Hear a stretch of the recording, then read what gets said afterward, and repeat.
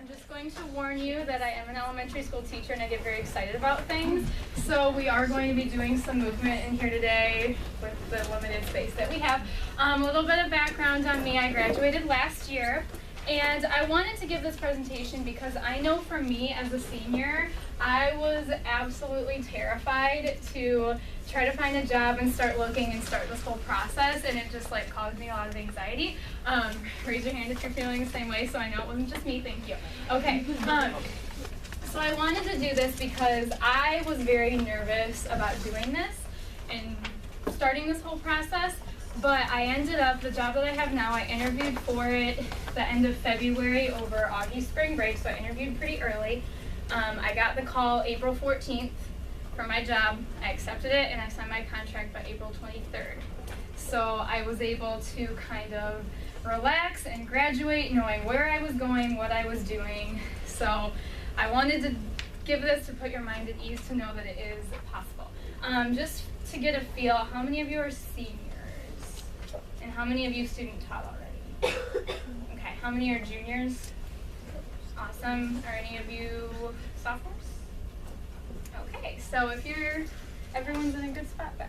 All right, so the first thing I want to do, I passed out, these are kind of my 7 keys to success that I made up, and I have motions for each one, so just bear with me because we're going to go through all of them. You don't need to stand up. So basically you need to do what I do and say what I say. So the first one is to start early. Start early. Good.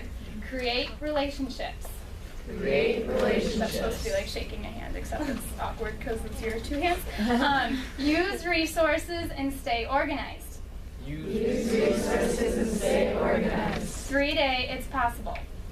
3-day, it's possible. Good. Do your research. Do your research. Do not give up. Do not give up. Celebrate for a little bit. Celebrate for a little bit. Alrighty, good. So, step number 1. Oh, sorry, there's like a lot of people in here. Start early.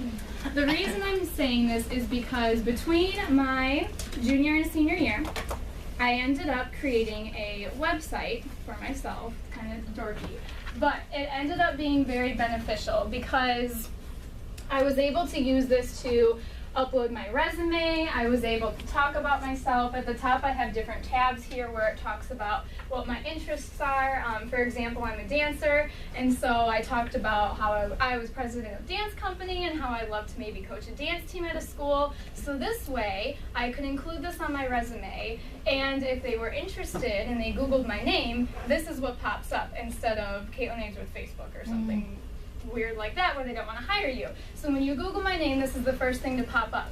That is going to automatically set you apart from other candidates.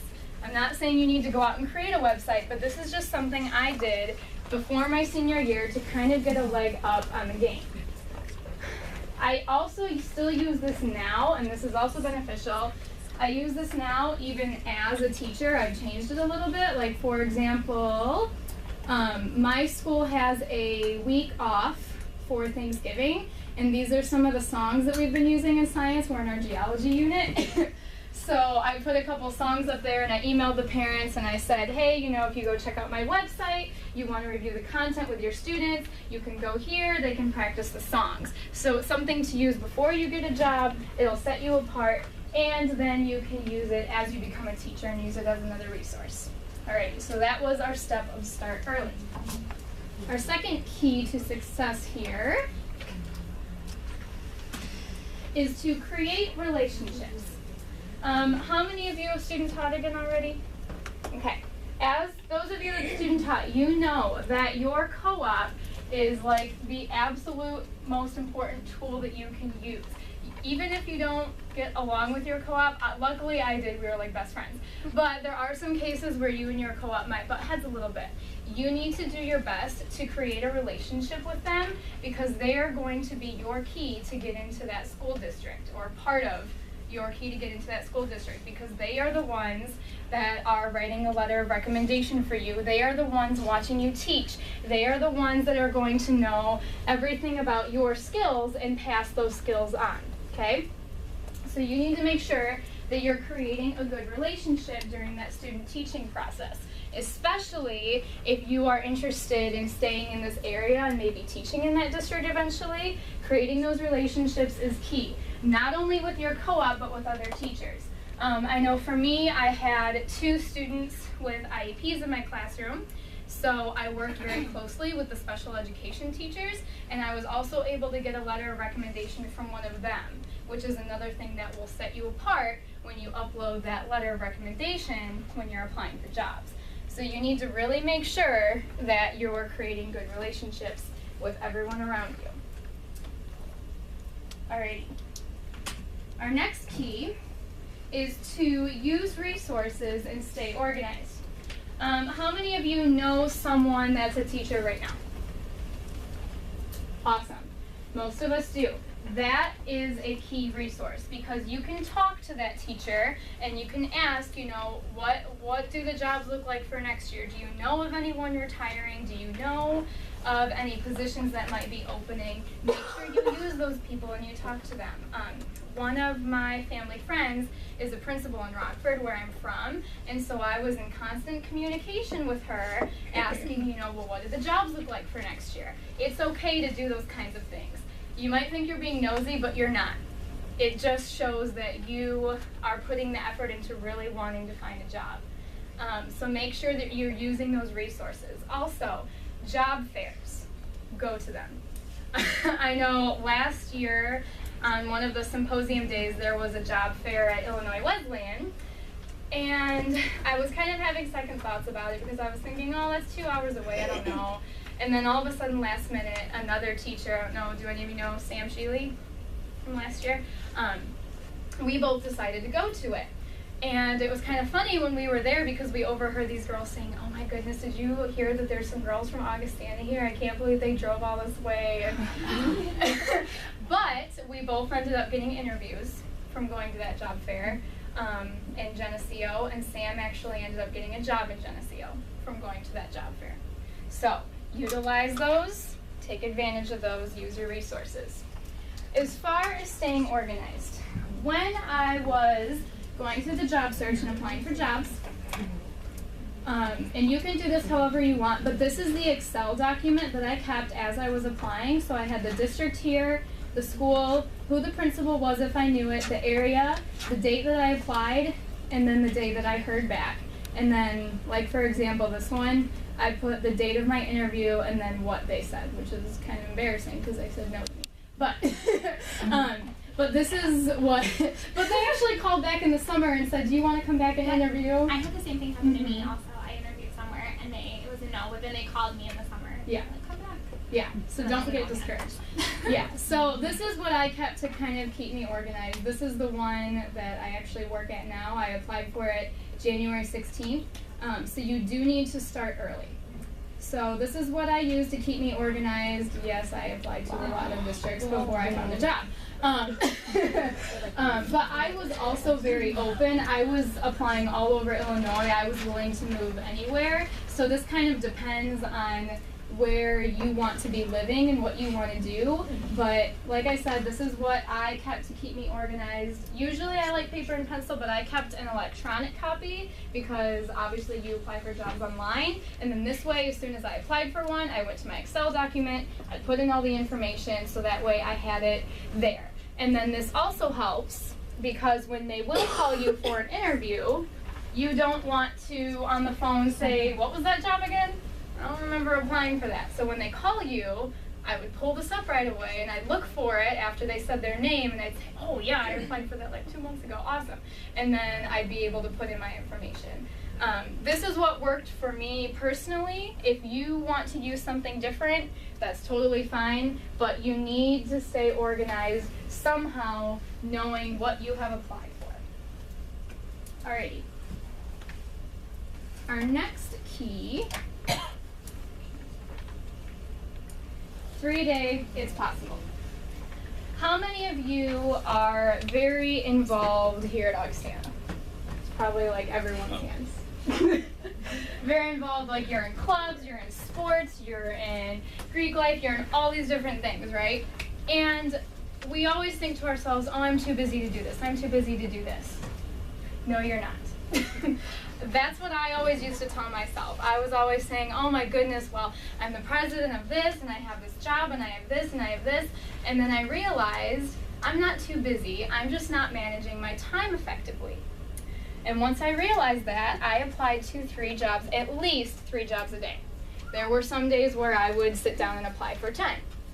Now, this is going to be different based on your situation. For example, if you are secondary education history, obviously there won't be as many opportunities, so you're going to be a little bit more limited. But for me, I was elementary education with a middle school endorsement, so I was able to apply to basically any job K through 9. So I would literally sit there and go on the job bank and just apply to as many jobs as I could. So regardless of how busy you are, believe me, it is possible. You just need to prioritize what you're doing and make the time to do it. All right, I've been talking a lot, so let's just go through our first 4 motions. So do it with me. Start early. Start early. Create relationships. Create relationships. Use resources. Stay organized. Use resources. Stay organized. 3-day, it's possible. 3-day, it's possible. All right, and if I'm talking too much, please stop me because I know I'm like throwing a lot at you. Really quick, are there any questions before we go on to our next key? Yes. Question about the website. Yes. Okay, what I did is I used Weebly, and it is a fee. There's a yearly fee that you have to pay for the domain name since it is my name. So there is kind of, you do have to pay for it, but like I said, I'm still using it today. So it's something that you can use forever.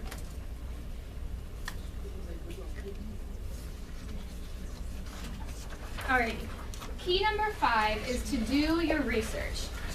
And this sounds like something that might be a little bit obvious, but you'd be surprised. And for this one, I need a volunteer. It's easy to do, I promise. Okay. So, in this scenario, Tony, I'm in a job interview. Tony here is going to be the principal of our school, and I'm going to be the nervous Augustana College senior teacher candidate. Great. Let's say this is like my 3rd job interview. Will you ask me that question, please? And I want you to watch option number 1 and option number 2 and tell me which one you think is better. So this is option number 1. So Kaitlyn, why do you feel you should work in our district? I just really want a job, and so I'm just gonna work wherever I can. Round 2. So Kaitlyn, why do you feel you should work in our district? Actually, I was doing a lot of research on your website last week, and I found that you have been offering some great professional development opportunities, especially in math. You're doing some Common Core training for your math teachers. I actually have an endorsement in math, and that's one of my specialties, so I love that you're creating those opportunities for your teachers. I also saw that your dance team got 2nd place in state last year. I'm a dancer myself, and I teach a lot of dance classes, and so I think that I might be able to help out and maybe get them into 1st place. Wow, Kaitlyn, you've really done your research. I gotta go. All right, so obviously, which option was better? Okay. When you go for an interview, you cannot go in there blindsided. You have to do your research. You have to look at their website and know what you're talking about. You have to know what sets their district apart from all the other ones that you're applying to. Because if you're like me and you apply to 87 districts, they're all going to mush together and sound the same. So you have to know what you're talking about. And like I said, if you, when I mentioned, oh, I'm a dancer and I could do this, you need to make yourself marketable in that interview. If there's any kind of special interest or any kind of extra activity that you would want to do, you need to make sure you mention that. It sounds like you might be adding in too much, but believe me, they like that. They like teachers that are not only just going to go to the classroom and teach. They like teachers that are going to be well-rounded and bring more to the school than just in the classroom. So make sure that you do that. It's very, very important. Alrighty, our next key is do not give up. Alright, and for this one I have kind of a personal story that I'm going to share that goes along with it. Come, I think it was the beginning of April, and like I said, I got my job offer April 14th, but beginning of April, I didn't know this was coming. And I was starting to get very discouraged because by this point I'd gone on about 6 or 7 interviews, and there were still a couple I was waiting to hear back from. The rest of them had been no's, and I was just applying, and I was getting very discouraged. But in the back of my mind, I was still thinking, oh wait, I student taught in so-and-so district. I still have a chance there. And then I found out that they had already conducted their interviews for their positions for next year. So I didn't even get invited for an interview in the district I student taught in. So at this point, I was very, very discouraged. And I went into Deb Brackey's office and I asked her, I said, Deb, what am I doing wrong? I don't get it. And she goes, well, Kaitlyn, it's only April. And I said, I know, but but what am I doing wrong? I'm doing this. I don't get it. I don't know what I'm messing up. I've gone to these interviews, I thought it went well, and I don't know what I'm doing. Little did I know that 14 days later, I got a call for a job offer. So, you all know that teaching is a tough market. We all know that. You came into this profession and this major knowing that. So when you're applying for jobs, I know it will get discouraging, I'll tell you that. But you cannot give up. You have to keep going, and you have to have this mindset that you need to find a job. Something that helped me was in the back of my mind thinking, there's no backup plan. I have to find a job, and that's the way it is. I'm not going to have a backup plan. This is just what I need to do, this is what I need to find, and I'm going to do it. So please, please, please, when you're going through this process, it's hard, but don't give up. And also don't get too caught up in college life. I know it's really easy to say, oh, it's my senior year and I'm just going to go have fun. Well, you can do that after you find a job. Very mature of you. Alrighty, so let's go through all of our motions really quick before we get to the last key. So, step number 1, start early. Start early. Create relationships. Create relationships. Use resources, stay organized. Use resources, stay organized. 3-a-day, it's possible. 3-a-day, it's possible. Do your research. Do your research. Do not give up. Do not give up. Alright. And our last key is to celebrate for a little bit.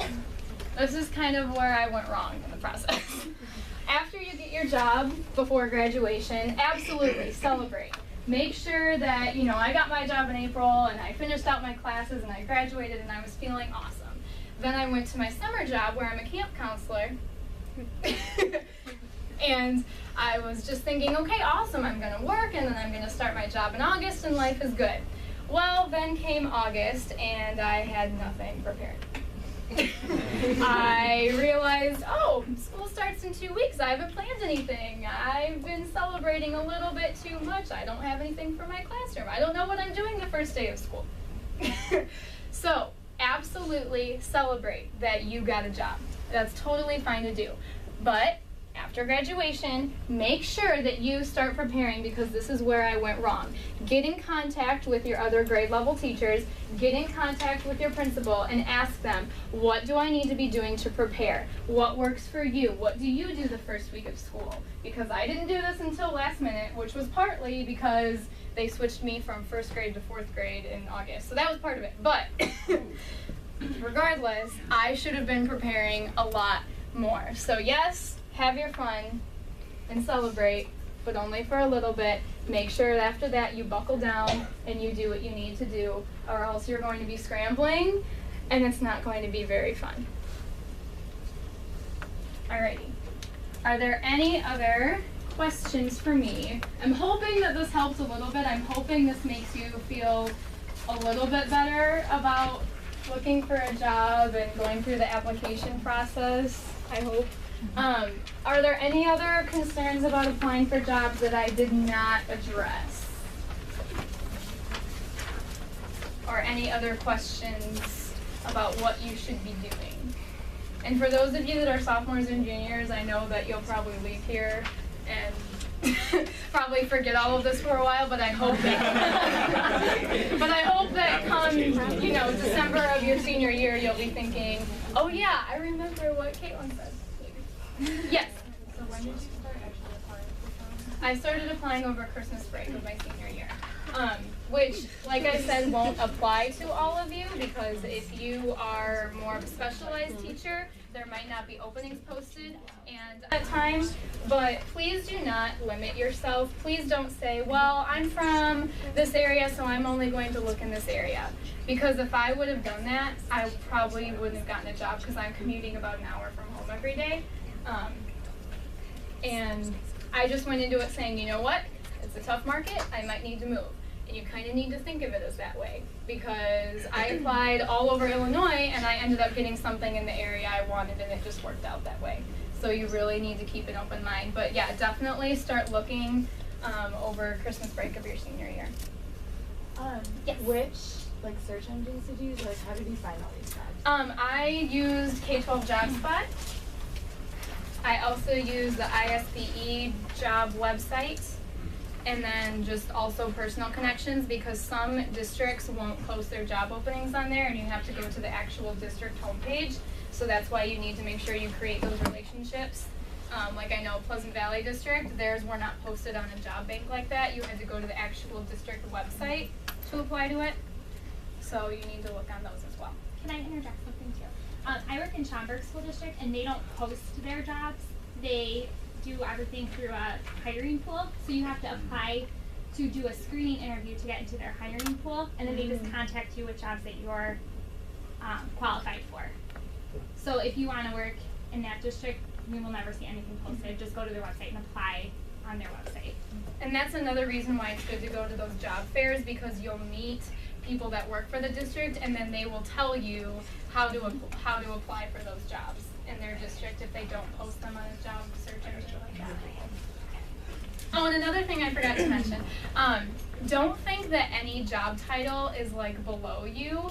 I was guilty of this at first. I would see openings for teacher's assistant positions and I would think, oh, I don't want to be a teacher's assistant, I want to be a teacher. And then as I started going, I thought, well, maybe it wouldn't be too bad to start as a teacher's assistant because then I can work my way up. So make sure you apply kind of outside of your spectrum a little bit too, just because you never know what opportunities are going to come up. All right, anything else I can help you with? I hope this was a little bit helpful.